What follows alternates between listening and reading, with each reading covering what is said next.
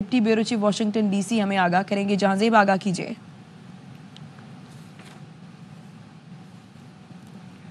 जी, बिल्कुल आपने दुरुस्त कहा कि इसराइल ने जो है वो ईरान पर हमला कर दिया है और ये बड़ा एक्सपेक्टेड था।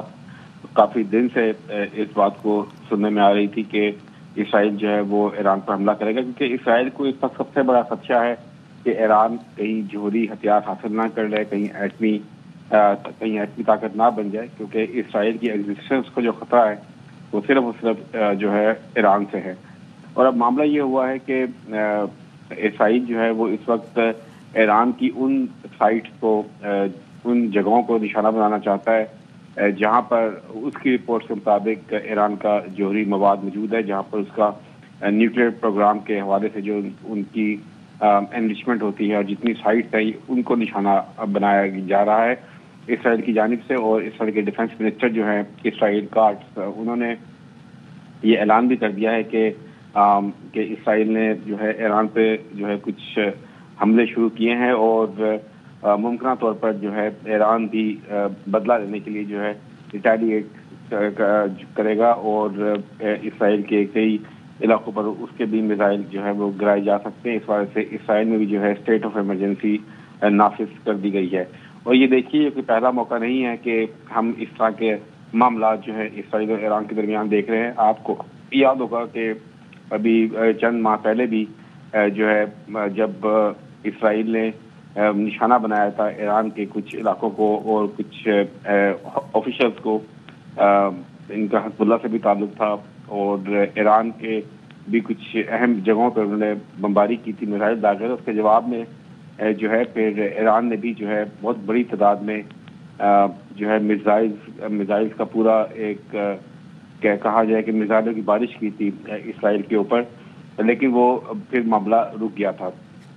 अब मामला ये है कि सदर डोनाल्ड ट्रंप ये आज भी उन्होंने अपनी बात की थी व्हाइट हाउस में रिपोर्टर्स के साथ बातचीत करते हुए कि उन्होंने अपनी पूरी एडमिनिस्ट्रेशन को जो है ये टास्क दिया हुआ है कि वो ईरान के साथ मुज़ाकरात करें और किसी जो है मुआहदे तक पहुंच जाएं। और बार बार ट्रंप इंतज़ामिया से हम ये बयानात सुन रहे थे कि ईरान का जो रवैया है इन मुज़ाकरात के अंदर वो इंतहाई मस्बत है। और आज सुबह तक भी ये कहा जा रहा था ट्रंप इंतज़ामिया की जानिब से कि ईरान के साथ मुज़ाकरात में मुस्बत पेशरफ्त हो रही है और किसी मुआहदे के करीब पहुंच गए हैं। लेकिन सबसे बड़ा एक जो डेडलॉक है इन मुज़ाकरात के अंदर वो ये है कि अमेरिका समेत सब ममालिक ये कह रहे हैं कि वो ईरान को एटमी कुव्वत नहीं बनने देंगे। हाँ, अलबत्ता कुछ स्पेसिफिक अमाउंट्स यूरेनियम की उसको जमा करने की जो उसकी एनरिचमेंट है उसकी इजाज़त दी जाएगी ईरान को, ताकि वो सिविलियन पर्पस के लिए जो है सिविलियन न्यूक्लियर टेक्नोलॉजी होती है उसके अपनी ज़रूरत के मुताबिक जो है वो इसको जो है इस्तेमाल कर सकता है। लेकिन इतनी एनरिचमेंट की इजाज़त नहीं दी जाएगी कि वो एटमी कुव्वत बन जाए या एटमी बम बना ले। और यही एक खदशा है इसराइल को, और इसी वजह से जो है इसराइल मुसलसल जो है अमेरिका पर यह भी दबाव डाल रहा था कि वो ईरान से मुज़ाकरात ना करे बल्कि बस उस पर हमला कर दिया जाए।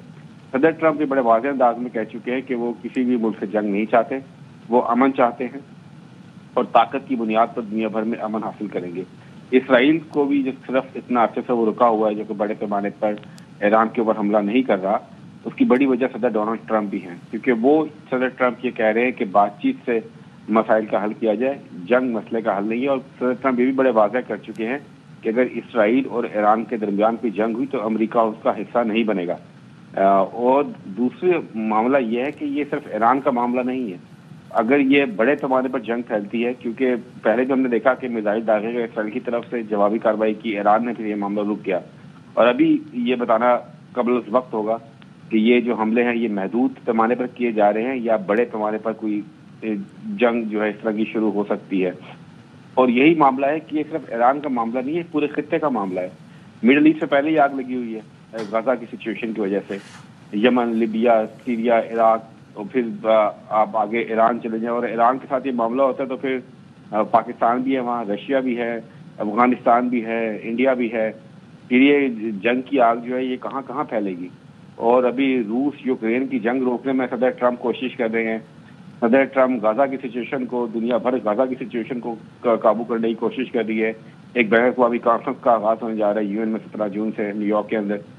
اور پھر اب یہ معاملہ ایران اور اسرائیل کا اگر شروع ہو گیا پھر تو یہ صدر ٹرمپ کہہ چکے ہیں بار بار کہ یہ تو پھر جنگ عظیم کی طرف، ورلڈ وار کی طرف جا رہے ہیں، تیسری جنگ عظیم کی طرف جا رہے ہیں. کیونکہ اگر یہ ان 3 علاقوں کے اندر جنگ شروع ہوگی، غزہ کی سچویشن ہمیں معلوم ہے، ایران کی سچویشن اگر شروع ہوگی اور پھر روس یوکرین کی جنگ چل رہی ہے، پاکستان انڈیا کے سخت قسم کے کشیدہ تعلقات ہیں، تو یہ تو پوری دنیا پہ جنگ کی لپیٹ میں آ جائے گی، تو پھر تو دنیا ختم ہو جائے گی. اور جتنے بڑے یہ ملک ہیں ان سب کے پاس ایٹمی ہتھیار ہیں. پاکستان کے پاس بھی ہے، بھارت کے پاس بھی ہے. ایران ٹھیک ہے منع کرتا ہے کہ ان کے پاس جوہری ہتھیار نہیں ہے، لیکن یو نیور نو، کئی رپورٹس ایسی موجود ہیں کہ اس میں کہا جاتا ہے کہ ایران جو ہے جوہری قوت بن چکا ہے اور اس نے بڑے پیمانے پر جوہری ہتھیار ایک خاص مقام پر چھپا رکھے ہیں. پھر آبویسلی پھر رشیا، یوکرین، تو یہ معاملہ جو ہے بہت بڑے پیمانے پھیل سکتا ہے. نہ صرف یہ مشرق وسطیٰ بلکہ پھر یہ ایشیا، یہ یورپ، یہ سب تمام خطے جو ہے اس جنگ کی لپیٹ میں آ سکتے ہیں. تو اسی وجہ سے ڈونلڈ ٹرمپ جو ہے نہ صرف خود بلکہ جو شراکت دار ممالک ہیں جن میں یورپ بھی شامل ہے اور مڈل ایسٹ کے جو بڑے ملک شامل ہیں جس میں سعودی عرب ہے. سعودی عرب بہت بڑے پیمانے پر جو ہے کردار ادا کر رہا ہے. آپ نے دیکھا کہ یمن کے معاملے پر سعودی عرب نے بہت بڑا کردار ادا کیا. سیریا کے اندر جس لیڈر کے اوپر $10 ملین کی رقم رکھی گئی تھی، ہیڈ منی رکھی گئی تھی، اس شخص کو جو ہے سیریا کا رہنما بنایا گیا ہے اور سعودی عرب کے کہنے کے اوپر اس کی ٹرمپ سے ملاقات کرائے گی. اور ٹرمپ نے سیریا پر، آپ نے دیکھا شام پر سے صدر ڈونلڈ ٹرمپ نے تمام پابندیاں ختم کر دی. ایک کیسی حیران کن بات تھی، لیکن صدر ٹرمپ نے اپنے ان اقدامات سے ثابت کیا ہے کہ وہ امن چاہتے ہیں، وہ جنگیں نہیں چاہتے. اور اب سعودی عرب سب سے بڑا، سعودی عرب کو بھی خدشہ ہے کہ اگر اسرائیل ایران جنگ شروع ہوتی ہے کہ پورا خطہ جو ہے آگ کی جنگ کی لپیٹ میں آ جائے گا.